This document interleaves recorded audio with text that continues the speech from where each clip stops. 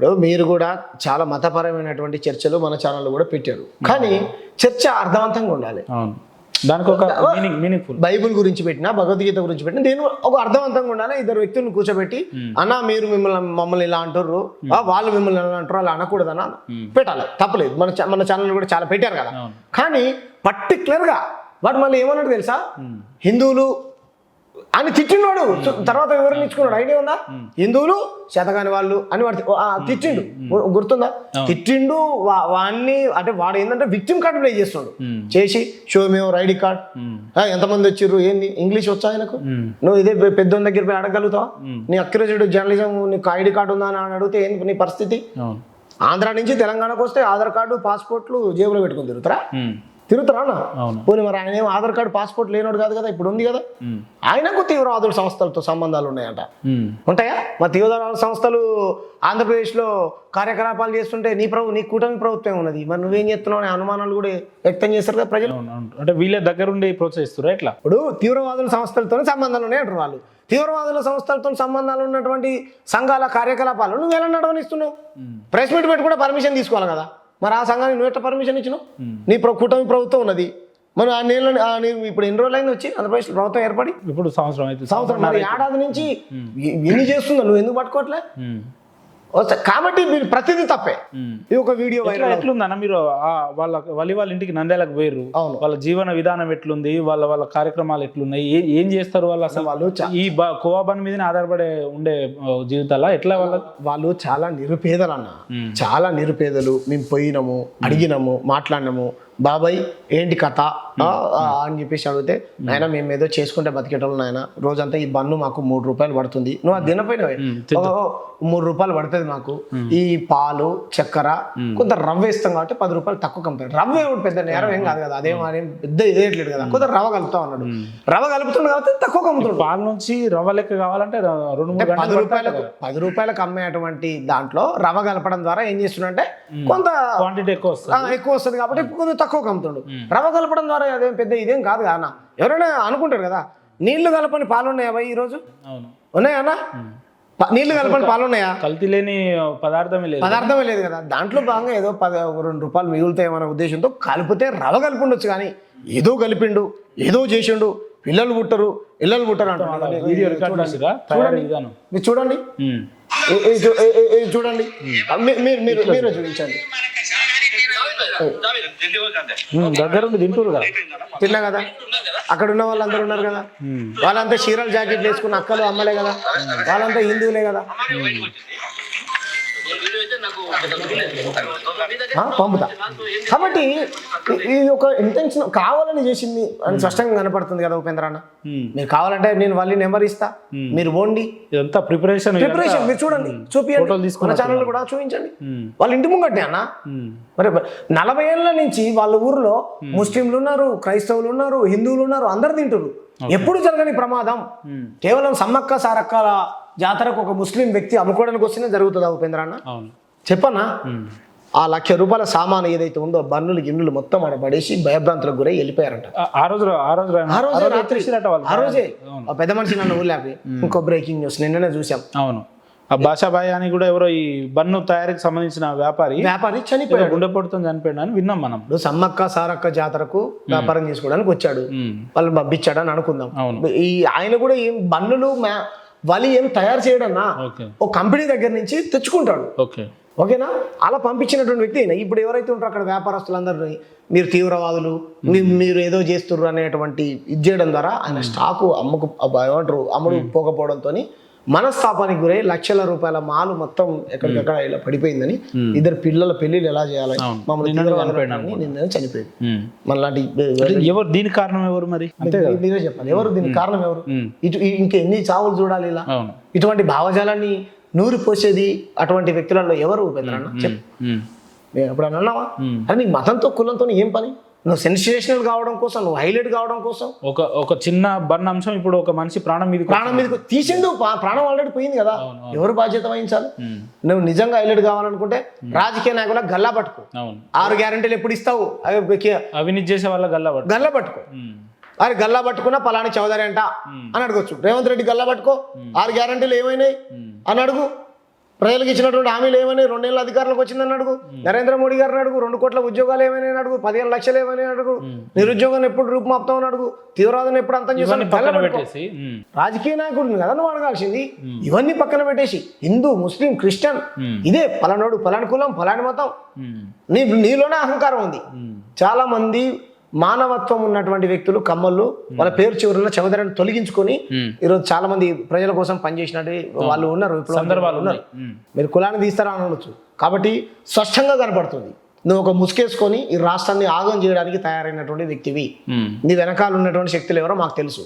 కాబట్టి మేము నిర్మూమాటంగా నేను పార్టీలో ఉన్నాను, నేను పోటీ చేసిన దీంట్లో నువ్వు పార్టీ కండవ కప్పుకోకుండా పార్టీకి అనుకూలంగా పనిచేసుకుంటూ నేను ఇండిపెండెంట్ జర్నలిస్ట్ అంటావు.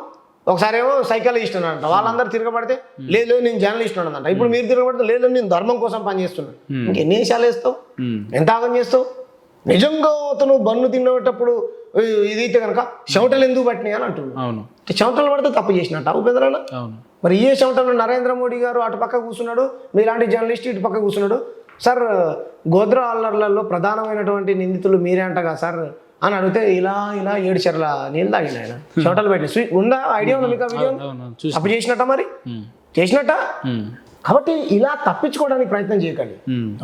ఎవరి దగ్గర శ్యామ్ ప్రసాద్ రామ్ ప్రసాద్నే ఇస్తే తింటారు. ఇప్పుడు ఆయన విధానం కూడా ఎట్లుందన్న అంటే ఇది మీరు తయారు చేసి మీరు అమ్ముతారు కానీ మీరు ఎప్పుడన్నా తింటారా అంటే పాపం ఆయన తట్టుకోలేక తినే పరిస్థితి వచ్చింది. తిన్నాడు కదా, నువ్వు అసలు దీని కొద్దిగా తిని చూడు, నువ్వు తిని చూడు ఎంత బాగుందో. తిన్నాడు కదా, తినకపోతే నువ్వు అన్నట్టు. నా దురదృష్టం ఏంటంటే కోవా తీసుకొచ్చి కానీ బన్ను లేదుగా. బన్ను ఎగబడి తిన్నారే అందరూ, ఎగబడి నేను కూడా తిన్నా. అంటే మీకు ఎందుకు తెచ్చిన మీకు ఇంటర్వ్యూ ఫోన్ చేసేటప్పుడు నేను అదే ఎక్స్పెక్టేషన్ పెట్టుకున్నా, అబ్బాయి వస్తుందంటే నా కోసం కూడా తీసుకొచ్చిన. ఇలాంటి జర్నలిస్ట్ మిత్రుడు ఒక ఛానల్ కి ఇలాగే పిలిస్తే ఆయన తిన్నాడు, వాళ్ళ ఛానల్ వాళ్ళు అందరు తిన్నారు, మా పార్టీ వాళ్ళు తిన్నారు. చివరికి మీకు వచ్చేసరికి ఇది మిగిలింది, మీరు కూడా టేస్ట్ చేయండి. నేను టేస్ట్ చేస్తా, తప్పకుండా నేను టేస్ట్ చేస్తా. ఇగో నేను టేస్ట్ చేస్తా, ఒకసారి స్మెల్ చూడండి. చూడండి, ఇగో నాకు ఇవ్వండి మీ ఫింగర్ తోటి. పర్లేదు నాకు తీసుకోండి, నాకు ఎంగిల్ తినడానికి కూడా బాధ ఏం లేదు అన్న. ఎంత వివక్షత. కొన్ని స్మెల్ కూడా చూడండి ఎలా ఉందో, చూడండి. లేదు స్మెల్ కూడా చూడాలి. బాగుంది, కొంచెం ఇచ్చిపోరా. 4 రోజులు అయింది. చాలా బాగుంది. ఇప్పుడు దీంట్లో ఏమైనా ఉందా టేస్ట్? ఏం లేదు కదా. సరే నీకంటే పిల్లలు పుట్టిన భయపడి వాళ్ళు అంటే ఈ రకంగా చేయడానికి గల ఆంతర్యం ఏంటి? నేనేమంటున్నా, నిజంగా ముస్లింలు ఫుడ్ జిహాదియా చేయగలిగితే వాళ్ళకి హైదరాబాద్లో ఎన్ని రెస్టారెంట్లు ఉన్నాయి, ఎగ్జాక్ట్లీ రోజుకి ఎంతమందికి బిర్యానీలు పెడుతున్నారు, రోజు ఎంతమంది పాయా సూప్ తింటున్నారు, రోజు ఎంతమంది అయితే ముస్లింల ఐటమ్లు ఎగబడి ఎగ్జాంపుల్ నేనే అండి. నాకు చాలా మంది ముస్లిం మిత్రులు ఉన్నారు, వాళ్ళకి రిక్వెస్ట్ చేస్తా, అరే మీ పెళ్ళిళ్ళు ఏమైనా ఉంటే విలువరా బాబు, ఒక 10-12 రకాల ఐటమ్లు పెడతారని ఇష్టపడి తింటాం. ఫుడ్ జిహాదియా చేయదలుచుకుంటే ఈ కోవా బండ్లు ఎందుకు చేస్తారు? బిర్యానీ హైదరాబాద్ వేల మంది తింటారు కదా, మరి దాన్ని ఎందుకు చూడరు? మీరు లేని ఆలోచనలు ఇయ్యకండి వాళ్ళకి.